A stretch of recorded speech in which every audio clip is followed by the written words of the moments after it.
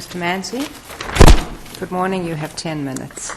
Good morning, Your Honors. Please the Court, Attorney Michael Manzi on behalf of Gregory Pelletier. Your Honors, this matter appears before the Court on an appeal from a single justice ruling on the Commonwealth's 211-3 petition relative to proceedings in Lawrence District Court in February of 2005. Your Honors, I think the key component or the key thing to consider in this matter is that the proceedings in the district court that day were plea proceedings. It was an OUI case. There were subsequent offense allegations, and it was a plea. The case went before Judge McGinnis, where the defendant was seeking a second offender's disposition, and the Commonwealth was seeking to have a third offender's disposition imposed after the proper colloquy. What happened in the courtroom that day, Your Honors, was that the Commonwealth simply made a mistake. They went forward with their recitation of the facts, and they outlined the elements of the offense of OUI. And then they failed to mention any reference to any prior offenses at that point. And then they proceeded to move on to a second docket sheet. There were actually two cases before the court that day. And they proceeded to a second docket sheet and outlined all the facts in support of that complaint. At that point, the judge inquired of Mr. Pelletier as to whether or not he was responsible for the actions outlined in the Commonwealth's recitation of the facts, if he took responsibility for them, if he made his admissions freely and voluntarily. We had the entire proper admission process go through. And he did take responsibility.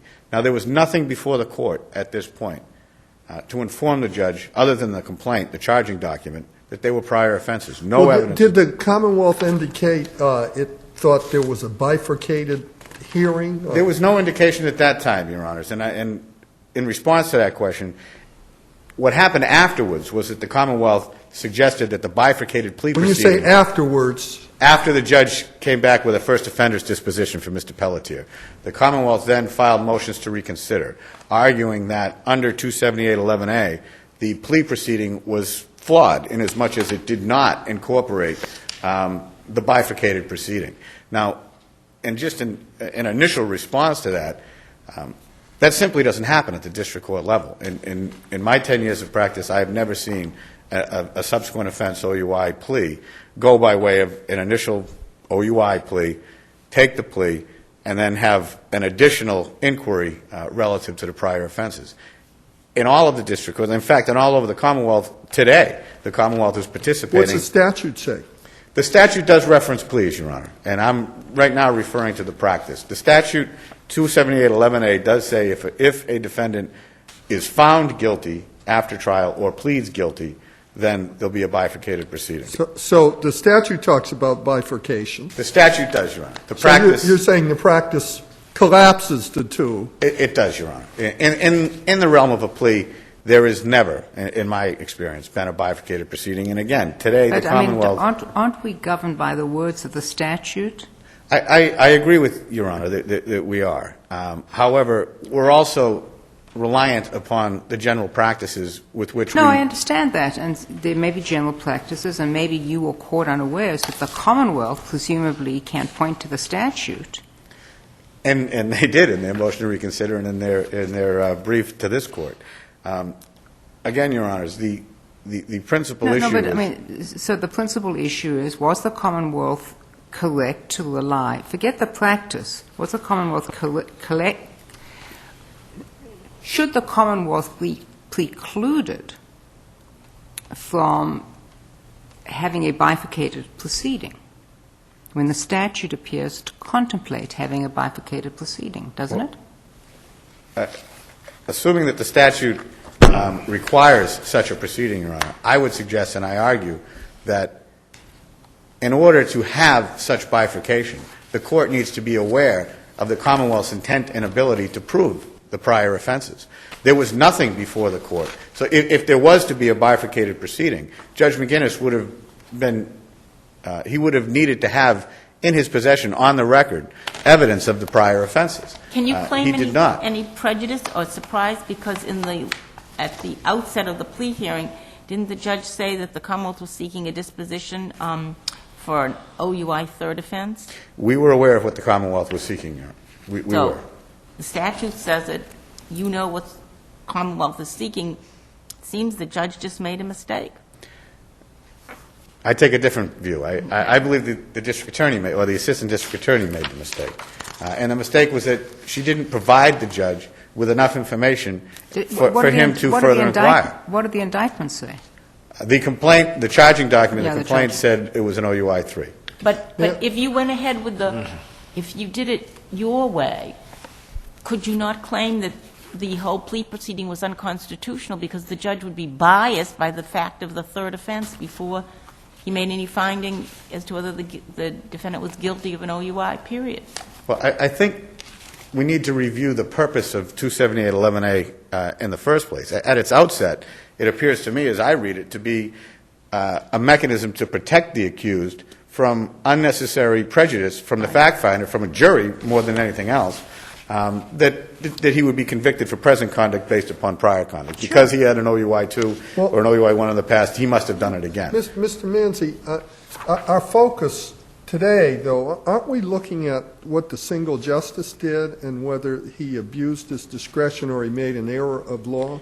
We are, and I do appreciate the heavy burden that I bear, and I certainly have all the respect in the world for Justice Cordy, but I think what he failed to recognize was the fact that a lot of the cases cited by the Commonwealth, those are all trial matters. After trial, there is a bifurcated proceeding. This was a plea, and in the plea, if there is to be a bifurcation, number one, I think the Commonwealth should be required to inform the court that they're seeking that type of procedure in a plea, because it simply doesn't happen. And number two, if they're going to be seeking that type of a bifurcation, they should inform the judge prior to the second phase coming about of their intent and their ability to prove the prior offenses. That didn't happen here. And we also have... I sound as if we're going around and around in the track, but let's assume there is a difference between a trial and a plea so that you don't have the question of bias or, that Justice Cowan raised when you have a trial. What's the harm to your client? Because your client, the first issue is your client guilty of this particular offense, correct? And your client knows that the Commonwealth is looking to have this particular offense counted as the third offense. This is not a situation where the charging document said first offense. No, it's not. That's different, right? Then you can say, wait a minute, I had no notice, whatever it is. Yeah, but your client knows. Well, I think in the concept of a defendant cap plea, and in the practice in the district court, had the judge gone above the defendant's suggested recommendation, we could have pulled the plea back and gone to trial.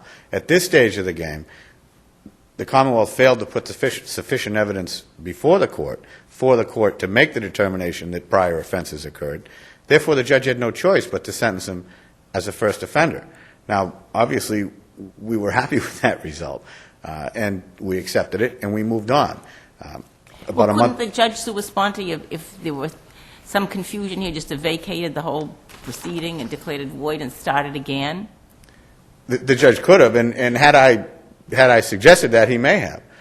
But again, we did not contest that result at that time. What was the agreed upon disposition? Oh, there was no agreed upon disposition. It was a disparate recommendation. The Commonwealth sought a third offense. I had argued in lobby, we had a lengthy lobby conference before this, that the Commonwealth's method of proof for one of the prior offenses was inadequate, and I suggested to the judge that we would be willing to plead to a second offense, acknowledging that a 1985 offense had occurred, and we accepted that as being a prior offense. But we weren't accepting the second of the two alleged. So the judge knew all along that this was intended to be, by both parties, this had intended to be a plea to a third offense. And he did. I would not say that, it would be disingenuous for me to suggest that he didn't know. He did know. And in fact, the tender of plea sheet that I submitted was to a second offense. So he knew what we were looking for and what the Commonwealth was looking for. I think the problem developed when the Commonwealth simply failed to present a factual basis to support the prior offenses. Was this a new DA? I couldn't tell you. I had seen her around. I think she had come from the juvenile court. But my understanding is she had a couple of years in the DA's office. I don't know if she was new to Lawrence District Court. I had seen her a couple of times in the past, but and I can tell you she had this case since I had been involved in it 7 months earlier. And there were numerous court appearances before then where one of the witnesses that the Commonwealth was going to call in order to establish the second of the two subsequent offenses, the two prior offenses, failed to appear. And I had initially moved to dismiss. That was denied, and then I moved, suggested that a second offender's disposition would have been appropriate then. That was, the judge declined to accept it. This was actually the third time that we were before the court to try and wrap this thing up. Mr. Manzi, I know, you keep talking about what the practice is, right? But,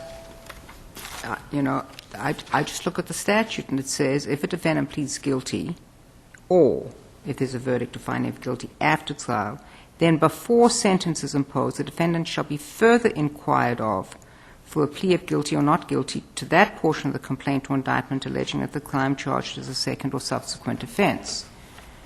And you're saying... I'm saying that in order for that second phase, that second inquiry to occur, the Commonwealth is required to put evidence before the court of its intention and ability to prove the existence of prior offenses. Because in this case we had nothing before the court to suggest that that was the case, and because the Commonwealth had abandoned that docket and moved on to a second docket, when was this bifurcated proceeding supposed to happen? The Commonwealth didn't mention the bifurcation of the proceeding until after the result came. But it says for a plea of guilty or not guilty to that portion of the complaint or indictment alleging, and presumably from what you've just told me, at that time, you got the complaint. It says number 3. Right. You say, Judge, just be very careful because I'm going to I'm going to challenge that. I've got 2 at best. Exactly. Right? And isn't that exactly what the statute, that before sentence is imposed? So here, you may be right that the judge had imposed the sentence and therefore they couldn't, at that stage, but the judge should have held off on the sentence. So it said, okay, now you've proved this one. You've pled guilty to this. Now what have you got on the second and third? And again, because I think even if there is a bifurcation, I think there still needs to be a representation made in order to trigger the phase 2, in order to trigger, all right, now, because I've heard, aside from the charging document is not evidence. The charging document should not sway the judge or the court in any way. Now that I have heard that the Commonwealth intends to prove and believes that they can prove the existence of 2 prior offenses, sir, what's your plea to that portion of the complaint? But again, we didn't have that. We never got to that because the Commonwealth never presented those facts. Okay. Thank you, Mr. Manzi. Thank you, Your Honors. Ms. Gladen? Ms. Gladen, why don't you, for the record, say Yes, who you are? I shall. My name is Ellen Graydon. I'm an assistant district attorney in Essex County, appearing for the Commonwealth. Now my question. Yes. Assuming that Mr. Manzi, who's a very experienced trial lawyer, is correct, that the way it always happens is the other way, is the, quote, practice consistent with the statute? Practice is inconsistent with the statute. So why is that happening? If it does happen that way. I think it happened because the judge jumped the gun. The judge was obviously committed. He did not make any decision in the lobby conference whether this would proceed as a second offense or a third offense. He went out and he heard the facts, as he should have, under the statute for the underlying event. And then immediately jumps the gun. I refer the court to the record at page 53, where the judge goes almost immediately to sentencing. He says to the defendant, I see you're admitting to an OUI 2, but there were no facts sufficient to go there, and the prosecutor attempts several times, is cut off repeatedly by the judge. Judge, I have that evidence. The judge, there's no question this was an OUI 3rd. We have a disparate green sheet. There may have been a challenge, correct?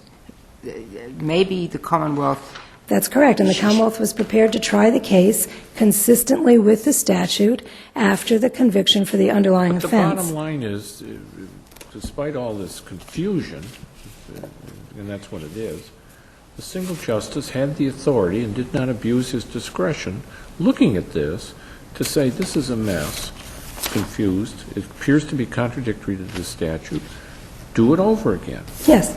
That's correct, but what I'm interested in is what are we telling every other judge out there? Well, you've already said it, and I apologize that the cases are not cited in my brief or in the defendant's brief, and I refer the court to a case I found this weekend and a case decided this past Friday Now, if you by mention the a appeals case court. that Mr. Manzi doesn't know about. No, he does know, and I gave him a copy of the case. Okay, So, what's the case? Yes, I found it on What's the case? Sunday. The case decided this weekend is decided on Friday is Commonwealth versus Jarvis, an appeals court case from Plymouth. But it comes from a case called Zuzik, Z-U-Z-I-K, at 45 Mass Appeals Court 71, and I will be happy to write a 16L letter to the court.